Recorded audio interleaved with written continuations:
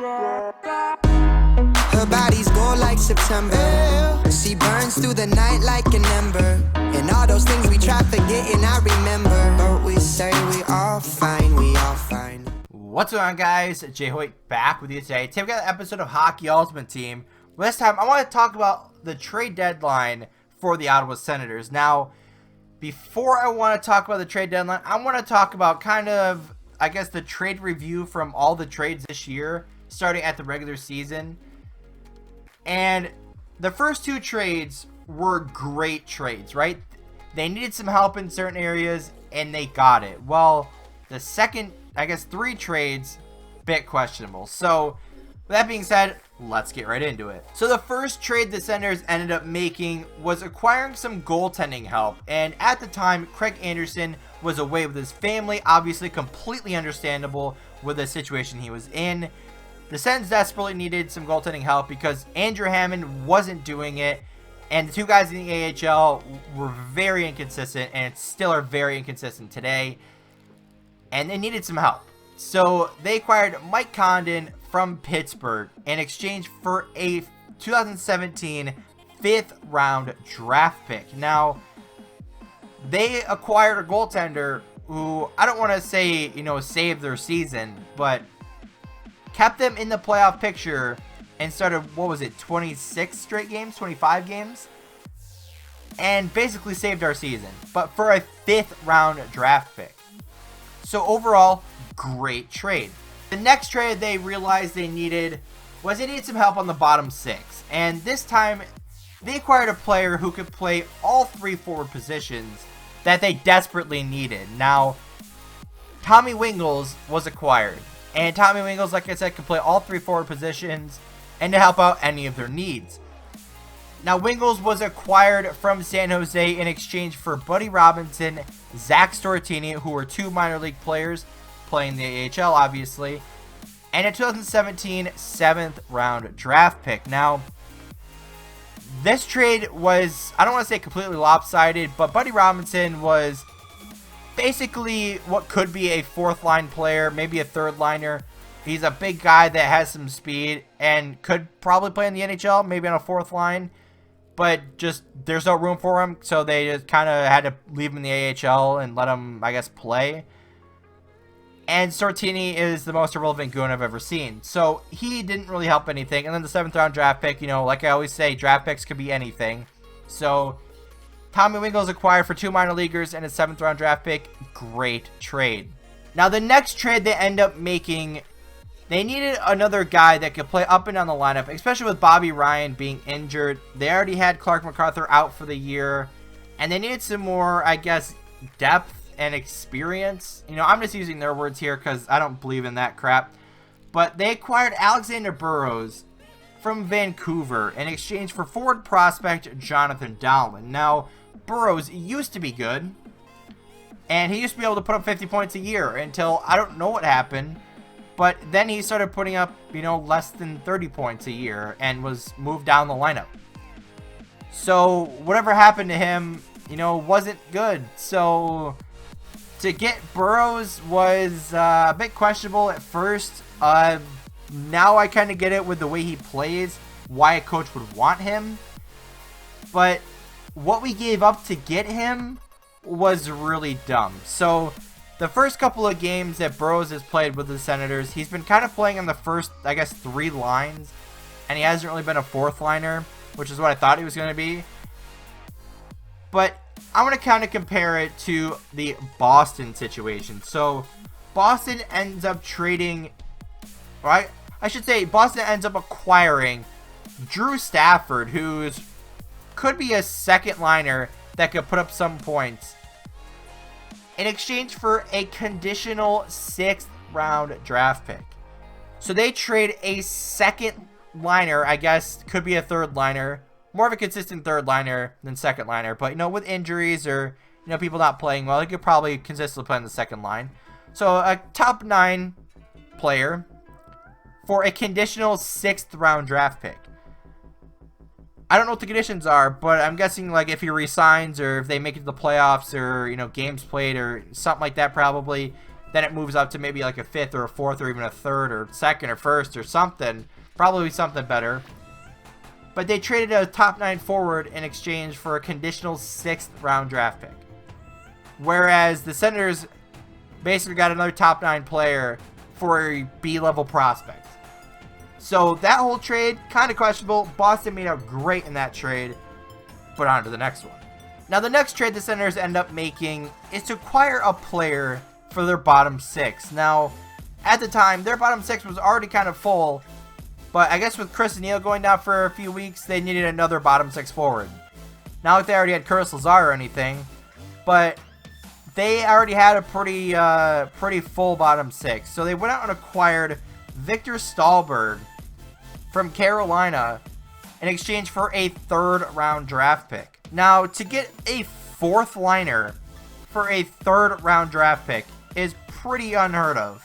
And especially when you can get a guy like Drew Stafford for a conditional 6th rounder, you overpaid so much.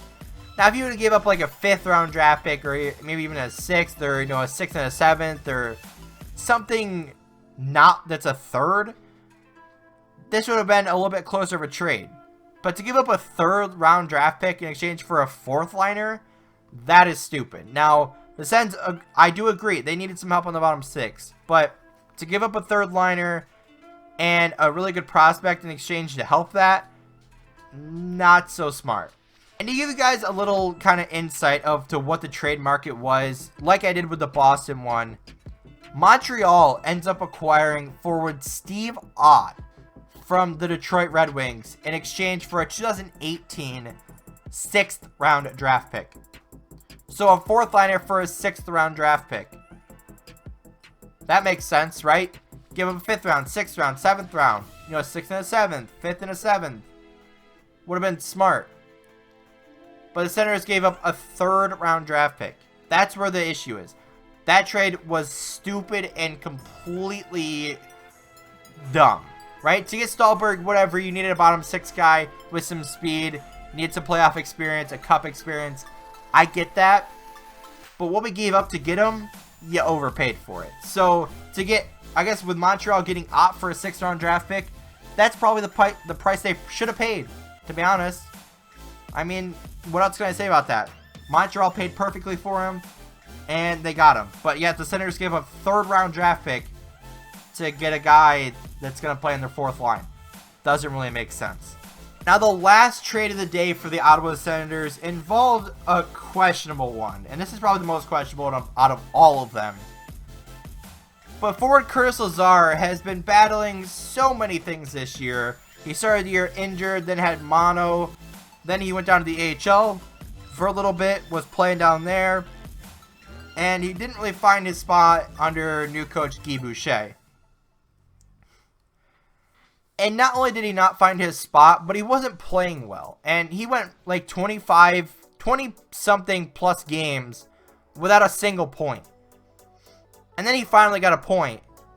And he hasn't had a point since then.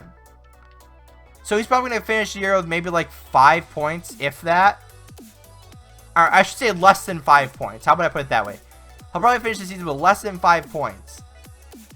Because he didn't really get a chance to play, good quality minutes. He was playing, 6, 7, maybe even 8 minutes a night, maximum like 10, playing on the 4th line in the NHL. Now, my thought is, if you're going to play a player for like under 10 minutes, they should not be in your lineup. Now, if you're going to be in the playoffs and, you have, like a Chris Neal type player who is more of a grittier guy, then I'll get that, right? You want to play him 6 minutes, 5 minutes in the playoffs? That's one thing. But we're still in the regular season. And to play a player that's young and has potential like Curtis Lazar and only play him 5, 6, 7, 8 minutes a night, that's kind of pointless in my opinion. Now, he's still eligible for the AHL to where he can go down to the AHL without going through waivers. Now, instead of, they acquired, 3 guys for their bottom 6 forwards. And I should say at the deadline or near the deadline, they acquired 3 players, 2 trades, and a signing. for 3 bottom 6 forwards, along with getting Wingles earlier in the year, who's basically Curtis Lazar, but of the future. And then they basically kind of just pushed Lazar out of the lineup. And when they could realistically send him down to play in the AHL, let him get games down there where he's playing, you know, probably like 20 minutes a night. What's better?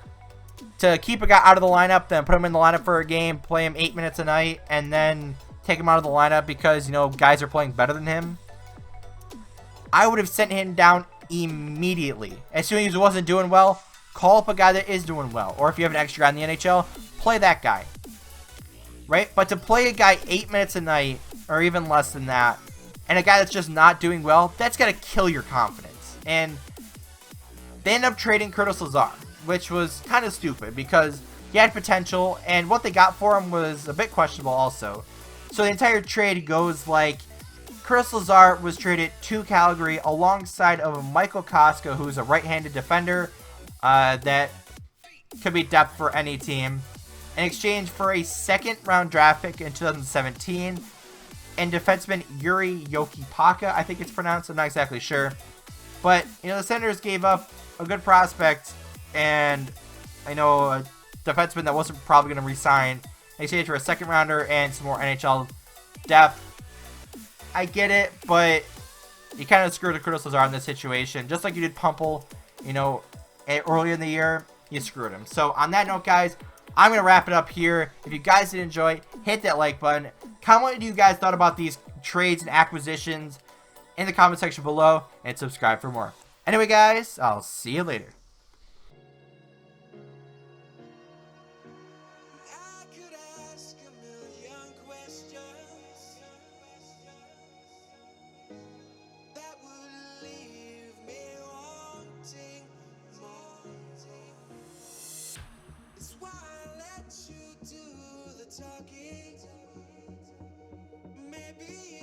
Jumping off the porch like mom's not home. Just a couple kids living on our own. Summer nights, love